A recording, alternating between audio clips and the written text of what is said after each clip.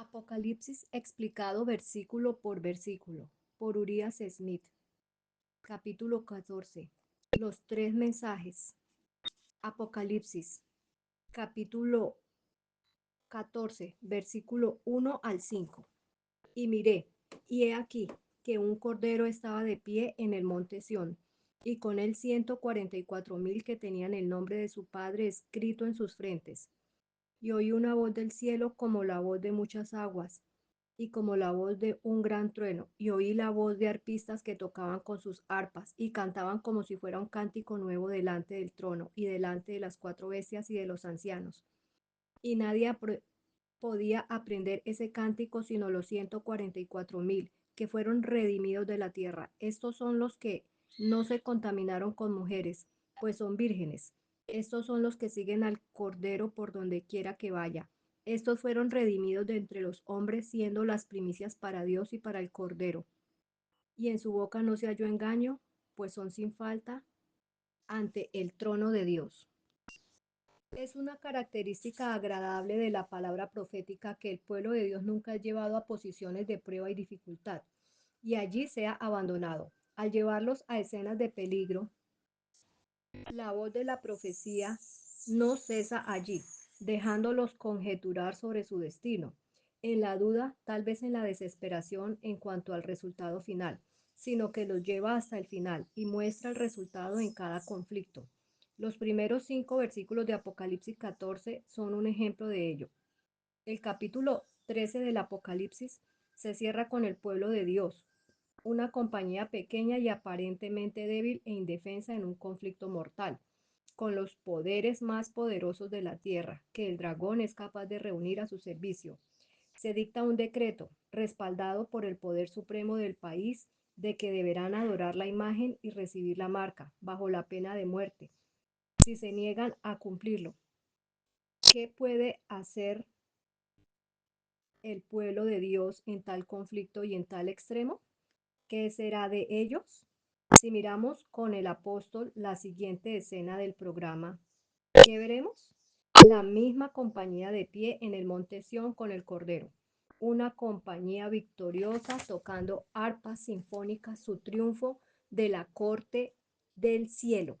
Así se nos asegura que cuando llegue el momento de nuestro conflicto con los poderes de las tinieblas, la liberación no solo es segura, sino que se dará inmediatamente.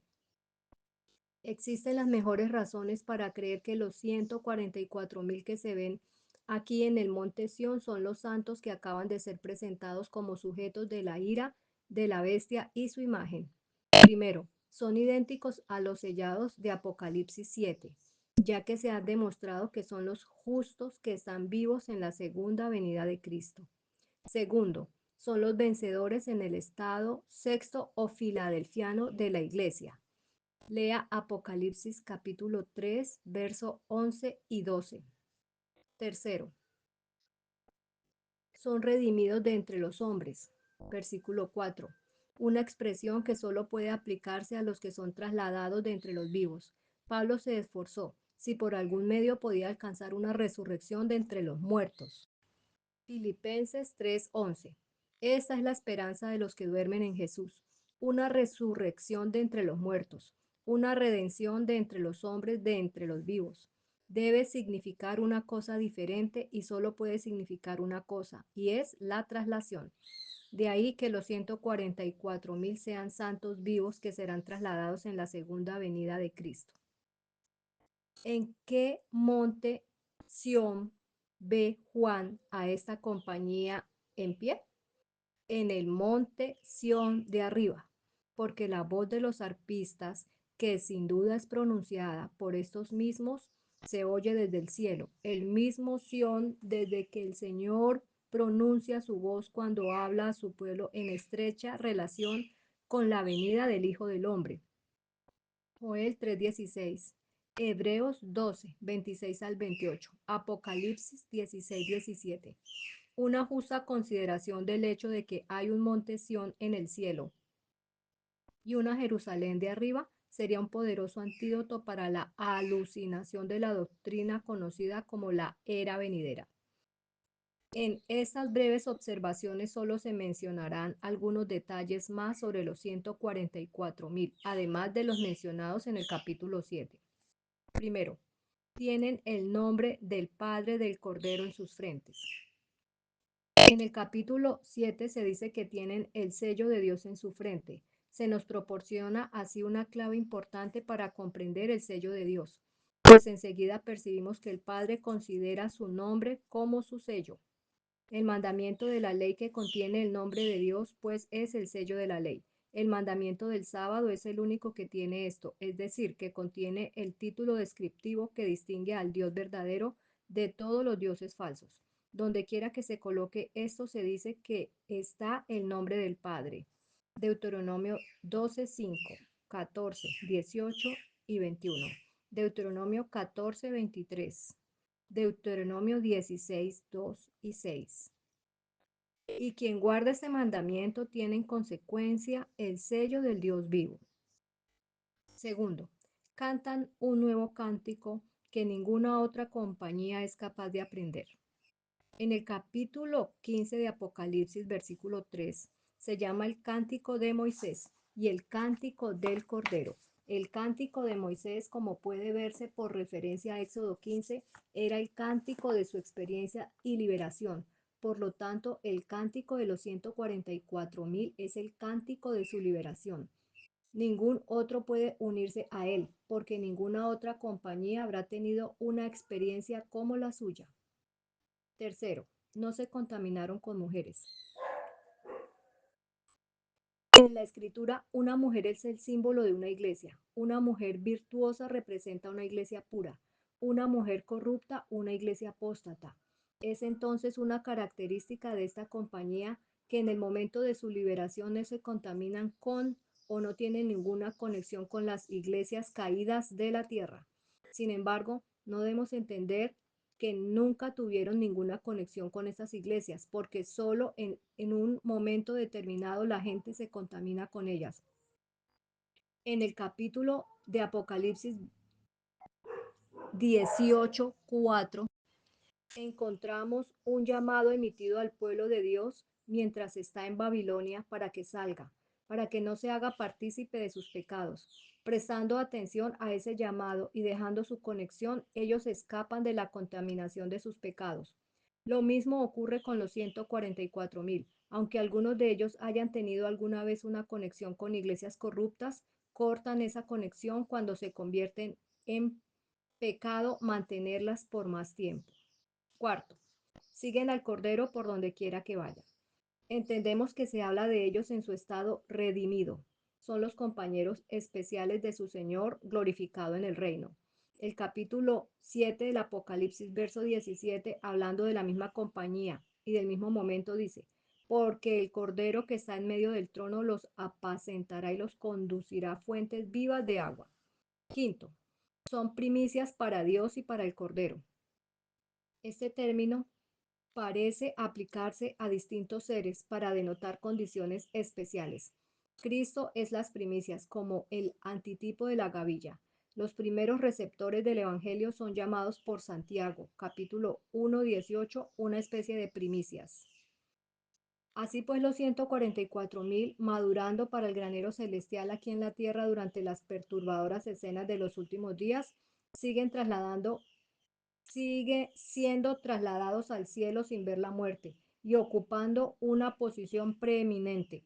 Son en ese sentido, como parece muy coherente, llamados primicias para Dios y el Cordero. Con esta descripción de los 144.000 triunfantes, la línea profética que comienza en Apocalipsis 12 termina aquí, en Apocalipsis 14, versículo 5. Ahora vamos a empezar una nueva línea profética. Apocalipsis, capítulo 14, versículos 6 al 12. Y vi volar por medio del cielo a otro ángel que tenía el evangelio eterno para predicarlo a los moradores de la tierra y a toda nación, tribu, lengua y pueblo, diciendo a gran voz, temed a Dios y dadle gloria, porque la hora de su juicio ha llegado, y adorad al que hizo el cielo y la tierra y el mar y las fuentes de las aguas Y siguió otro ángel diciendo, Babilonia ha caído esa gran ciudad, porque hizo beber a todas las naciones del vino de la ira de su fornicación. Y el tercer ángel lo siguió diciendo a gran voz, si alguno adora a la bestia y a su imagen, y recibe su marca en la frente o en la mano, este beberá del vino de la ira de Dios, que ha sido derramado sin mezcla en el cáliz de su ira, y será atormentado con fuego y azufre en presencia de los santos ángeles y del Cordero. Y el humo de su tormento sube por siempre y para siempre, y no tienen descanso ni de día ni de noche los que adoran a la bestia y a su imagen, ni los que reciben la marca de su nombre. Aquí está la paciencia de los santos, aquí están los que guardan los mandamientos de Dios y la fe de Jesús. Explicación del primer mensaje. En estos versículos se introduce otra escena y otra cadena de acontecimientos proféticos. Sabemos que esto es así porque los versículos precedentes de este capítulo describen una compañía de los redimidos en el estado inmortal, una escena que constituye una parte de la cadena profética que comienza en el primer versículo del capítulo 12 del Apocalipsis y con la cual esa cadena de eventos se cierra, porque ninguna profecía va más allá del estado inmortal. Y siempre que somos llevados a una línea de profecía al fin del mundo, sabemos que esa línea termina allí y que lo que se introduce posteriormente pertenece a una nueva serie de eventos. El Apocalipsis en particular se compone de estas cadenas proféticas independientes, como ya se ha expuesto, de lo cual antes de este caso hemos tenido varios ejemplos. Los mensajes descritos en estos versículos se conocen como los tres mensajes de los ángeles de Apocalipsis 14. Se justifica que se les aplique los ordinales, primero, segundo y tercero, por la propia profecía, porque el último se llama claramente el tercer ángel, de lo que se deduce que el que le precede era el segundo ángel y el anterior era el primer ángel. Estos ángeles son evidentemente simbólicos, porque la obra que se les asigna es la de predicar el Evangelio eterno al pueblo. Pero la predicación del Evangelio no ha sido confiada a ángeles literales, ha sido encomendada a los hombres, quienes son responsables de este sagrado encargo puesto en sus manos. Cada uno de estos tres ángeles, por lo tanto, simboliza un cuerpo de maestros religiosos que son comisionados para dar a conocer a sus semejantes las verdades especiales que constituyen la carga de estos mensajes respectivamente. Pero debemos considerar además que los ángeles literalmente están intensamente interesados en la obra de la gracia entre los hombres, siendo enviados a ministrar a los que serán herederos de la salvación. Y como hay un orden en todos los movimientos y designaciones del mundo celestial, no puede ser una fantasía suponer que un ángel literal tiene a su cargo y supervisa la obra de cada mensaje.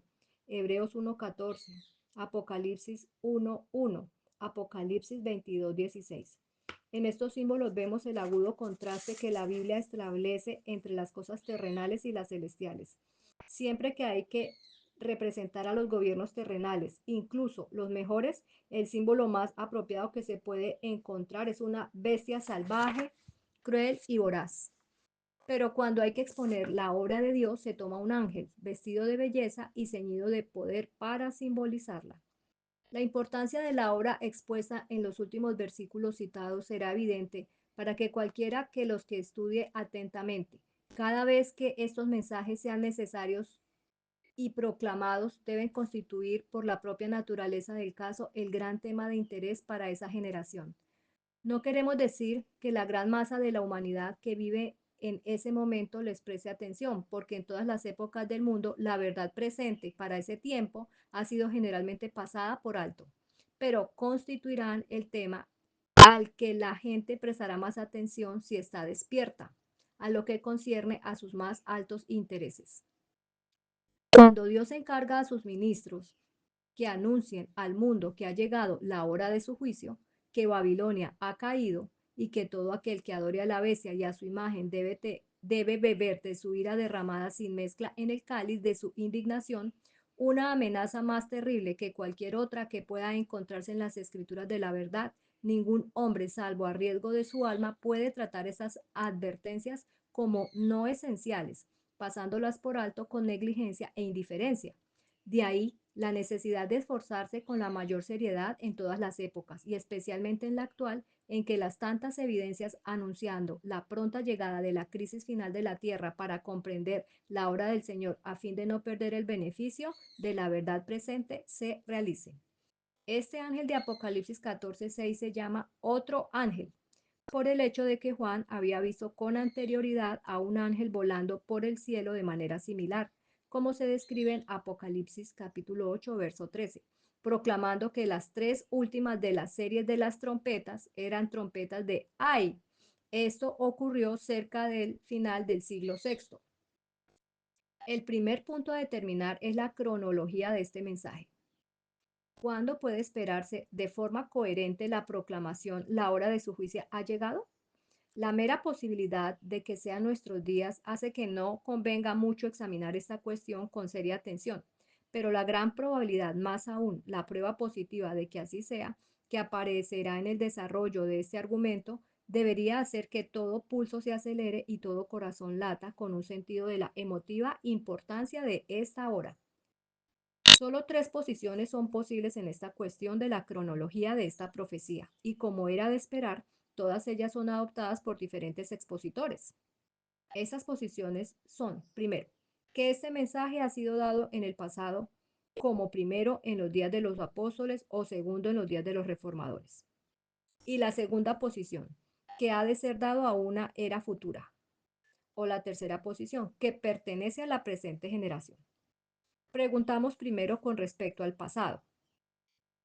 La naturaleza misma del mensaje prohíbe la idea de que pueda haber sido dada en los días de los apóstoles. Ellos no proclamaron que la hora del juicio había llegado. Si lo hubieran hecho, no habría sido cierto y su mensaje habría quedado marcado con la infamia de la falsedad. Sin embargo, tenían algo que decir con respecto al juicio, pero señalaban un futuro indefinido para su realización. En Mateo 10:15, Mateo 11:21 al 24, una cita de las propias palabras de Cristo, el juicio de Sodoma y Gomorra, Tiro, Sidón, Corazín y Capernaum, se ubicó indefinidamente en el futuro a partir de ese día. Pablo declara a los supersticiosos atenienses que Dios había señalado un día en el que juzgaría al mundo. Hechos 17:31. Razonó ante Félix sobre la justicia, el dominio propio y el juicio venidero. Hechos 24:25. A los romanos les escribió dirigiendo sus mentes hacia el día en que Dios juzgaría los secretos de los hombres por medio de Jesucristo. Romanos 2:16. A los corintios les señaló el tiempo en que todos debemos de comparecer ante el tribunal de Cristo. Segunda de Corintios 5:10. Santiago escribió a los hermanos dispersos que en algún momento futuro serían juzgados por la ley de la libertad. Santiago 2:12. Y tanto Pedro como Judas hablan de los primeros ángeles rebeldes como reservados para el juicio del gran día, todavía en el futuro, en ese momento. Segunda de Pedro 2:4, Judas 6. Al que también están reservados los impíos de este mundo. Segunda de Pedro 2:9. Qué diferente es todo esto de hacer resonar sobre el mundo la sorprendente declaración de que la hora del juicio ha llegado, un sonido que debe ser escuchado siempre que se cumpla el solemne mensaje que tenemos ante nosotros. Desde los días de los apóstoles no ha sucedido nada, hasta donde sabemos, que pueda interpretarse como una sugerencia del cumplimiento del mensaje, hasta que llegamos a la reforma del siglo XVI. Aquí algunos parecen estar dispuestos a tomar una posición bastante decidida, afirmando que Lutero y sus colaboradores dieron el primer mensaje y que los dos mensajes siguientes han sido dados desde sus días. Esta es una cuestión que debe ser decidida por hechos históricos más que por argumentos, y por lo tanto buscamos las evidencias de que los reformadores hicieron tal proclamación. Sus enseñanzas han sido registradas de manera muy completa y sus escritos han sido preservados. ¿Cuándo y en dónde despertaron al mundo con la proclamación de que la hora del juicio de Dios había llegado? No encontramos ningún registro de que esa fuera la carga de su predicación. Por el contrario, consta que Lutero situó el juicio en un futuro de unos 300 años desde su época. Tales registros deberían de ser decisivos en lo que respecta a los reformadores. Siendo las consideraciones anteriores suficientes para prohibir totalmente la aplicación del mensaje pasado, pasamos ahora a la opinión de que se sitúa en una edad futura. Por edad futura se entiende un periodo posterior del segundo advenimiento. La razón que se aduce para situar el mensaje en esa edad es el hecho de que Juan vio al ángel volando por el cielo, inmediatamente después de haber visto al Cordero de pie en el monte Sión con los 144,000, que es un acontecimiento futuro. Si el libro del Apocalipsis fuera solo una profecía consecutiva, habría fuerza en este razonamiento, pero como consiste en una serie de líneas proféticas independientes y como ya se ha demostrado que una cadena de esas cadenas termina en el versículo 5 de Apocalipsis 14:5 y una nueva cadena comienza en Apocalipsis capítulo 6, no se puede, Apocalipsis capítulo 14, verso 6, no se puede argumentar el punto de vista anterior. Para demostrar que el mensaje no puede tener su cumplimiento en una época futura, bastará con señalar. Primero, la comisión apostólica se extendió solo hasta la cosecha, que es el fin del mundo. Por lo tanto, si este ángel con el Evangelio eterno viene después de ese evento, él predica otro evangelio y se somete al anatema de Pablo, escrito en Gálatas 1:8. Segundo, el segundo mensaje no puede, por supuesto, ser dado antes que el primero, pero el segundo mensaje anuncia la caída de Babilonia. Y se oye una voz del cielo después de esto diciendo, salid de ella, pueblo mío. Qué absurdo es situar esto después del segundo advenimiento de Cristo, viendo que todo el pueblo de Dios, tanto vivo como muerto, es arrebatado en este momento para encontrarse con el Señor en el aire, para estar entonces para siempre con Él. No pueden ser llamados a salir de Babilonia después de esto. Cristo no los lleva a Babilonia, sino a la casa del Padre, donde hay muchas mansiones. Juan 14, versos 2 y 3.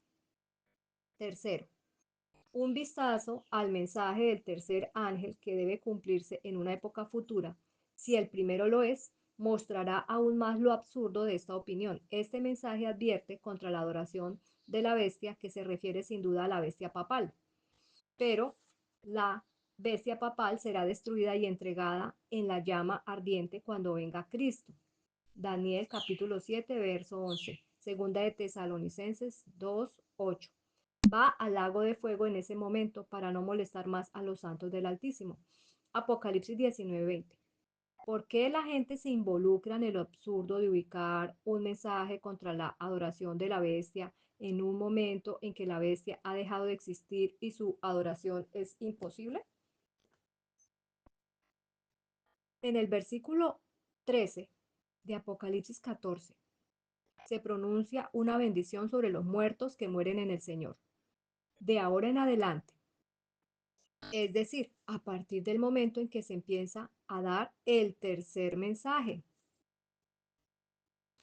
Esto es una demostración completa del hecho de que el mensaje debe ser dado antes de la primera resurrección, porque después de ese evento, todos los que tienen una parte en él, y esto incluye a todos, tanto a los vivos como a los muertos, que no son asignados a la segunda muerte, llegan a ser como los ángeles de Dios y no pueden morir más.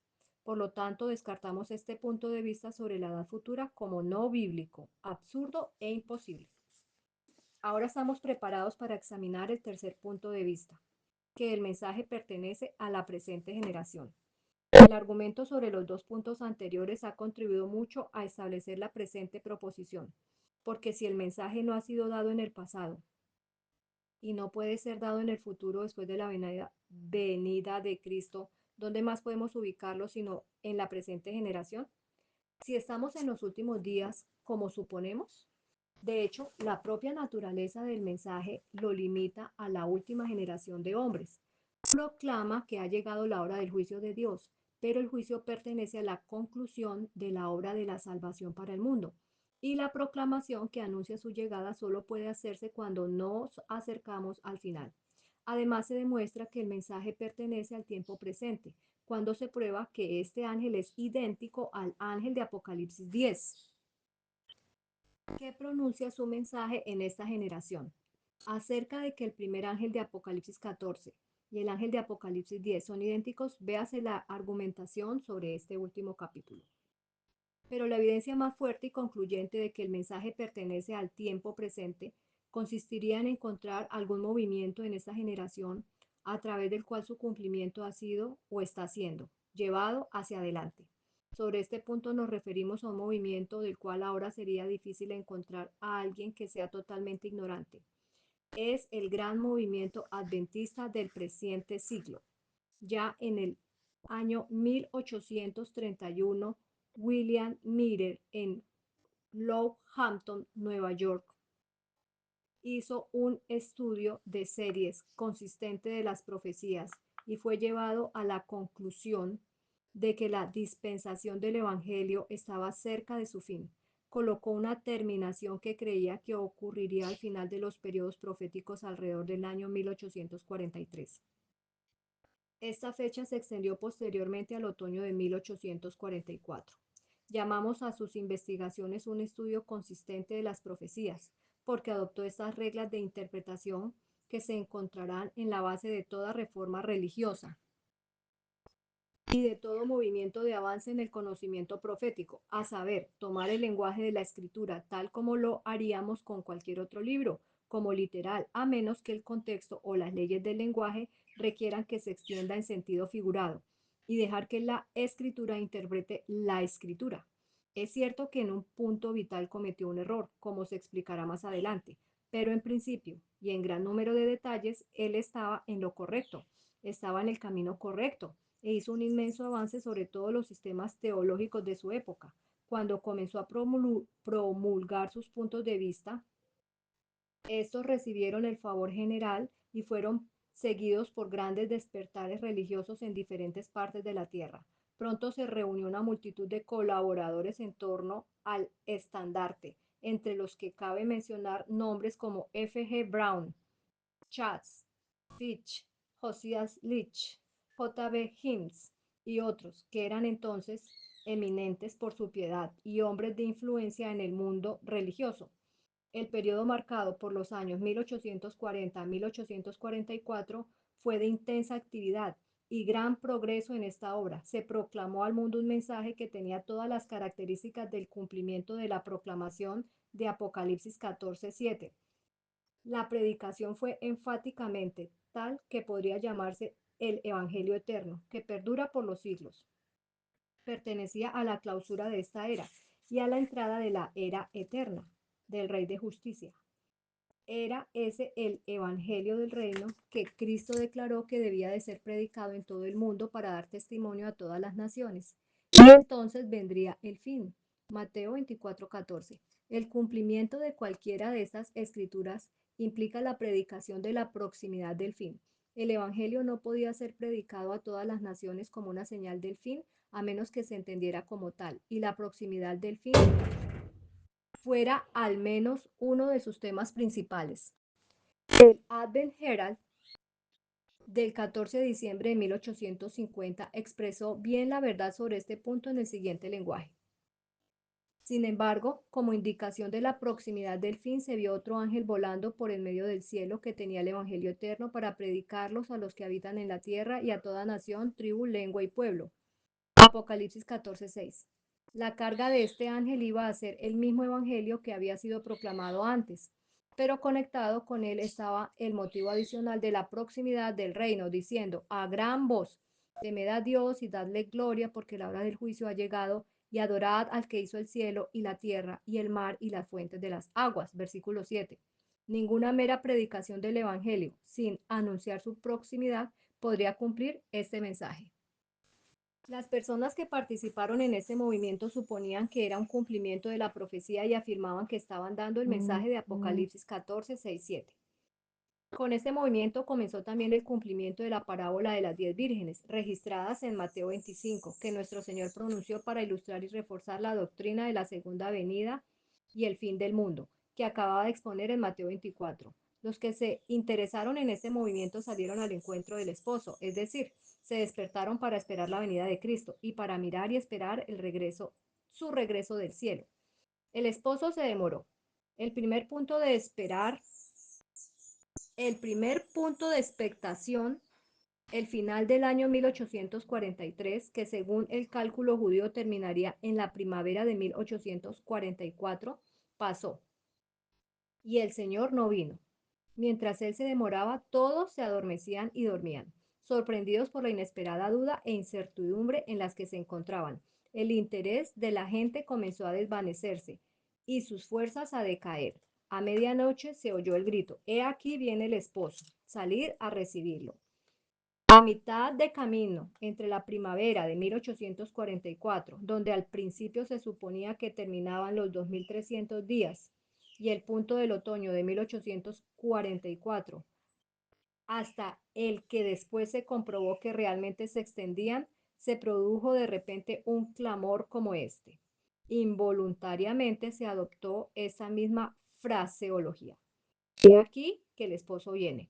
La causa de este súbito despertar fue el descubrimiento de que el gran periodo profético de los 2300 días o años de Daniel 8:14 no terminaban en la primavera de 1844, sino que se extendería hasta el otoño de ese año, y por consiguiente que el tiempo en el que se suponía que estaban autorizados a esperar la aparición del Señor no había pasado, sino que estaba realmente a las puertas.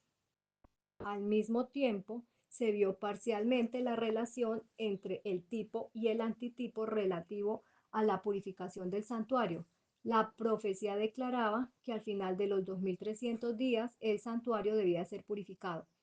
Y como en el tipo del santuario era purificado el 10º día del 7º mes del año judío, ese punto del otoño de 1844 fue en consecuencia fijado para la terminación de los 2300 años.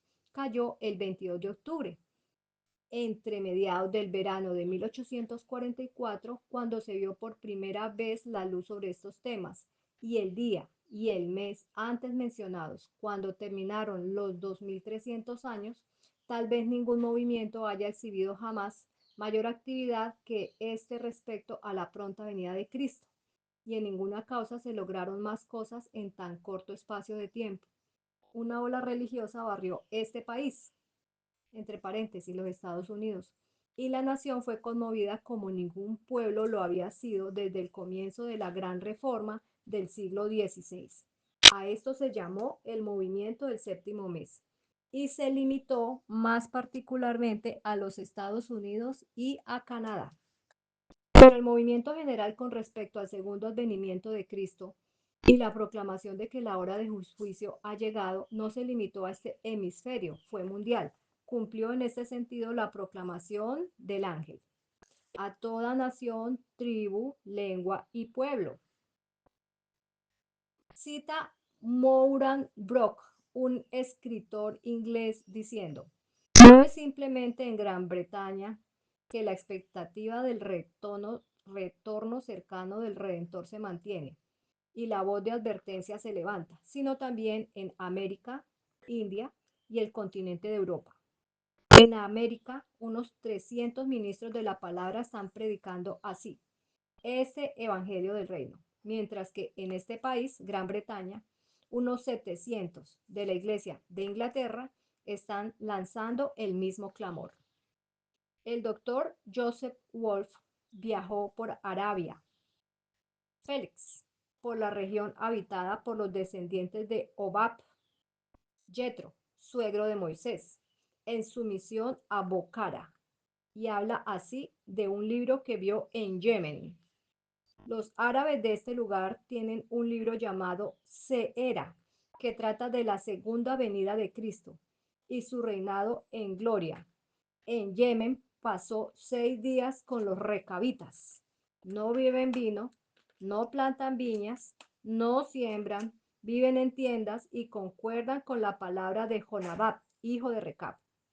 Con ellos estaban los hijos de Israel de la tribu de Dan, que residían cerca de Terim en Atramawat, quienes esperan en común con los hijos de Recab la pronta llegada del Mesías en las nubes del cielo.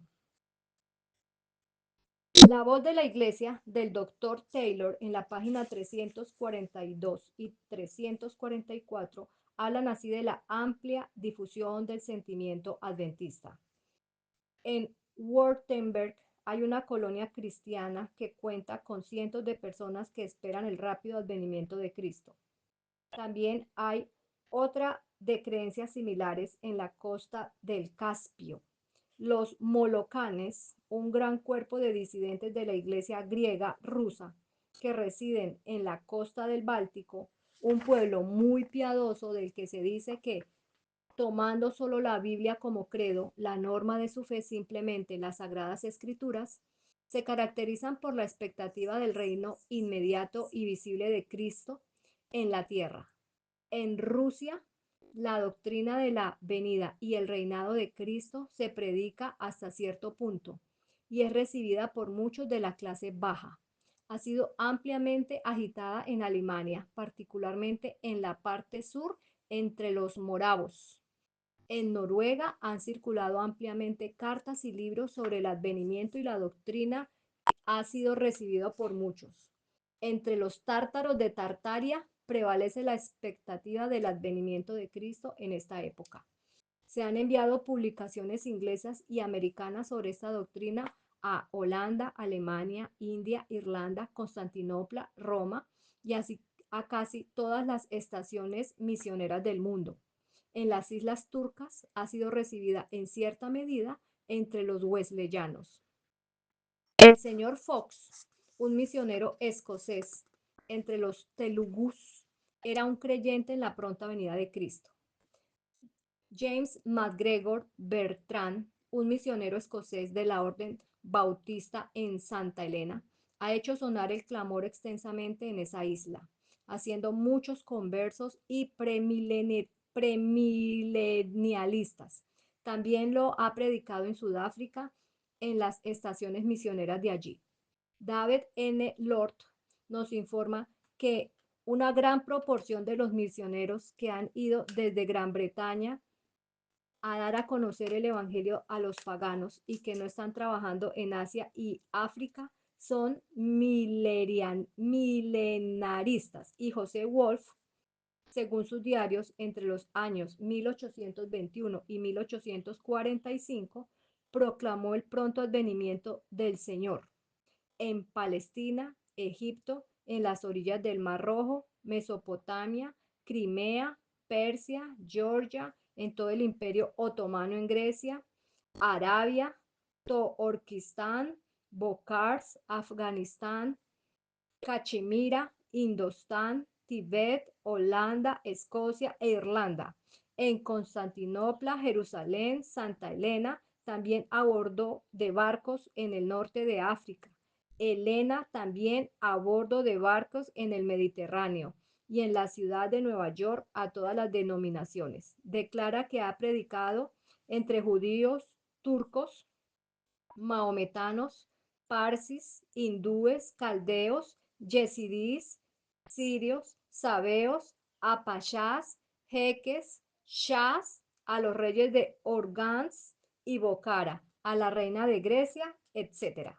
Y de sus extraordinarias labores, el investigador dice, ningún individuo ha dado quizá mayor publicidad a la doctrina de la segunda venida del Señor Jesucristo que este conocido misionero, Joseph Watt, donde quiera que vaya, proclama el próximo advenimiento del Mesías en gloria. El anciano J. N. Andrews, en su obra sobre los tres mensajes del Apocalipsis, de el capítulo 14 al versículo 6 al 12, habla de la siguiente manera en relación con el mensaje que está bajo consideración. Nadie puede negar que esta advertencia mundial de juicio inminente ha sido dada. La naturaleza de la evidencia presentada en su apoyo proclama ahora nuestra atención, ya que proporciona el testimonio más concluyente de que fue un mensaje del cielo. Todas las grandes líneas de la historia profética del mundo se mostraron completos en la presente generación. La gran cadena profética de Daniel 2, así como las de los capítulos 7, 8, 11 y 12, se mostraron como recién cumplidas. Lo mismo ocurrió con la descripción profética de nuestro Señor de la dispensación del Evangelio. Mateo 24, Marcos 13, Lucas 21. Los periodos proféticos de Daniel, capítulos 7, 8, 9 y 12, y Apocalipsis 11, 12 y 13, se mostraron en armonía con esta gran proclamación y la sostienen conjuntamente. Las señales en los cielos y sobre la tierra y el mar, en la iglesia y entre las naciones, con una sola voz dieron testimonios de la advertencia que Dios dirigió a la familia humana. Joel capítulo 2, verso 30 y 31. Mateo 24, verso 29 al 31. Marcos capítulo 13, verso 24 al 26. Lucas capítulo 21, versículo 25 al 36. Segunda de Timoteo capítulo 3. Segunda de Pedro capítulo 3. Apocalipsis capítulo 6, versos 12 y 13. Y además de la poderosa serie de pruebas en que se basa esta advertencia, el gran derramamiento del Espíritu Santo en relación con esta proclamación puso el sello del cielo a su verdad.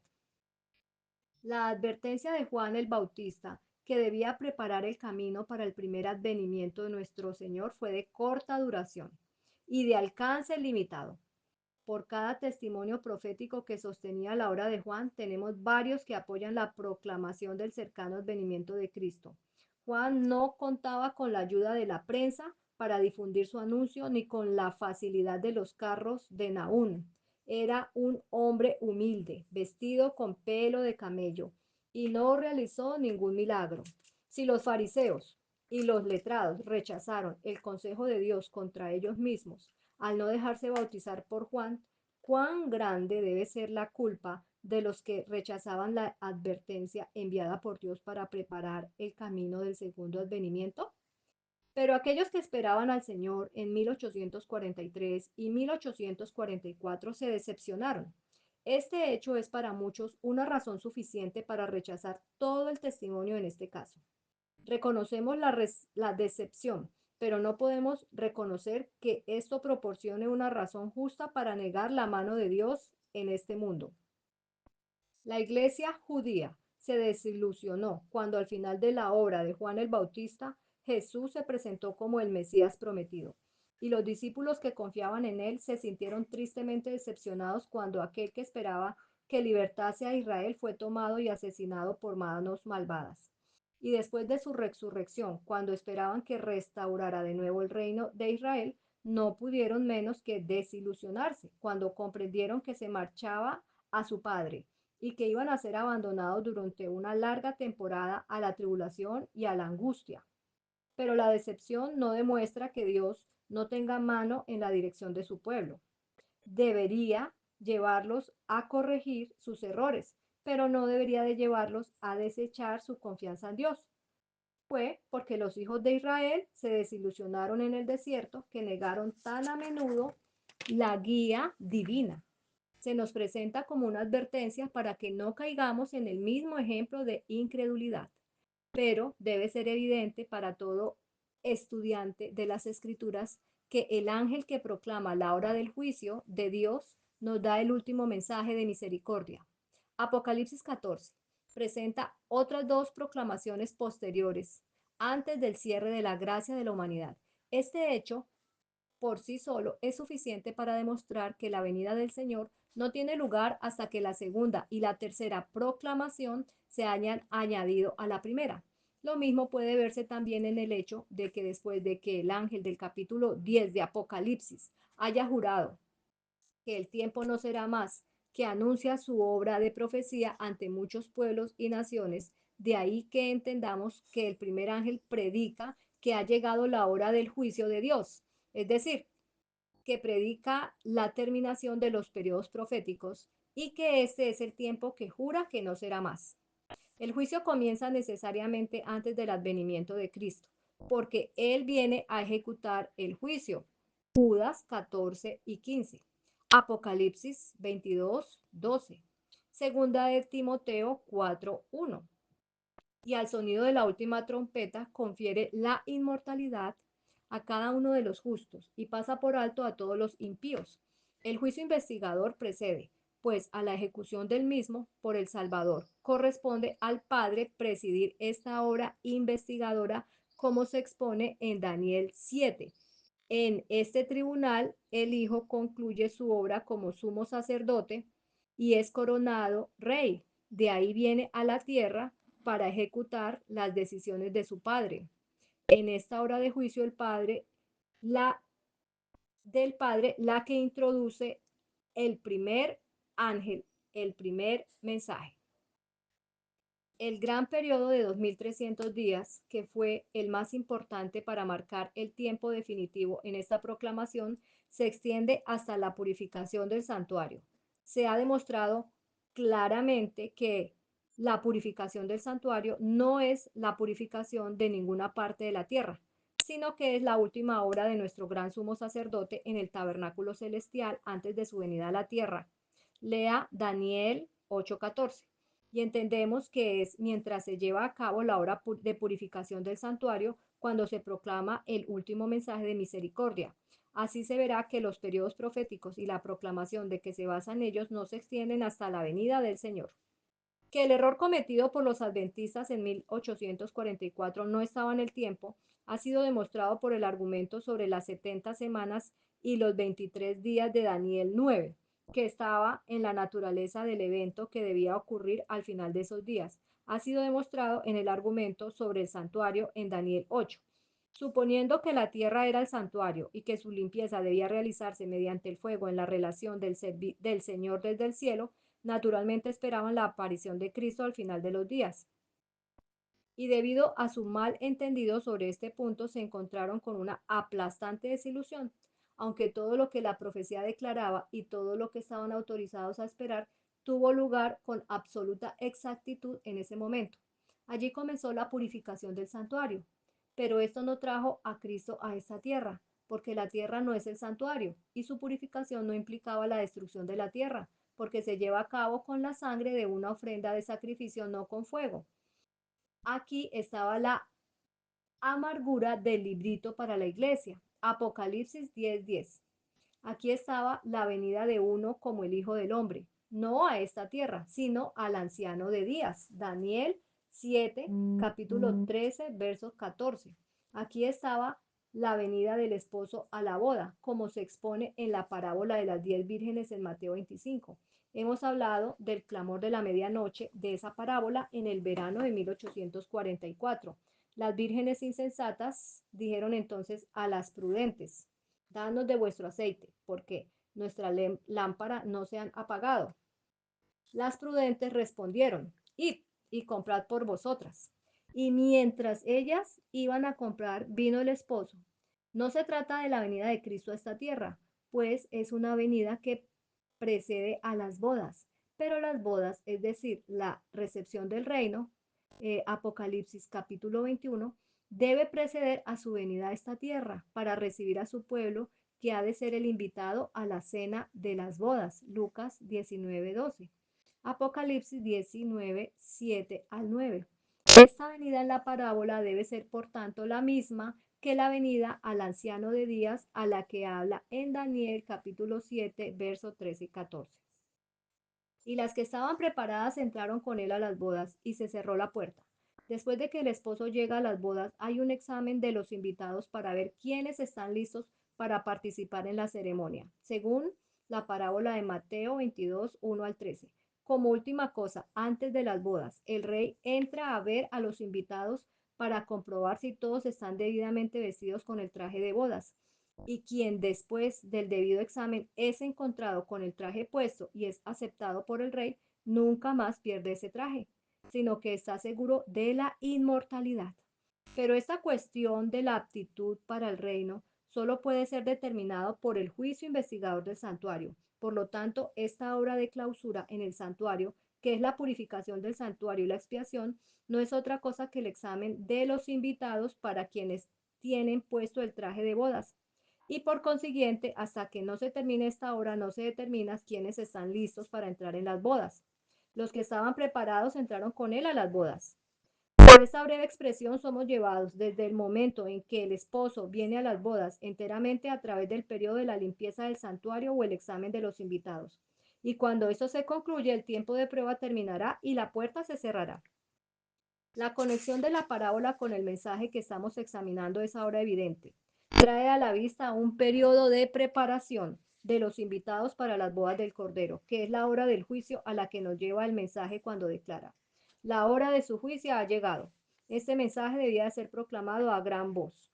Salió con el poder, así indicado, entre los años 1840 a 1844, más especialmente en el movimiento del séptimo mes, en este último año, llevando al final de los 2300 días, cuando la hora del juicio comenzó, cuando Cristo empezó la hora de purificación en el santuario.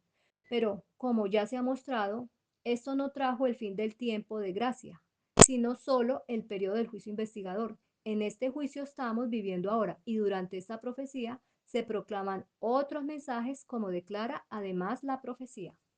Continuará. Libro de Apocalipsis por Urias Smith. Bendiciones.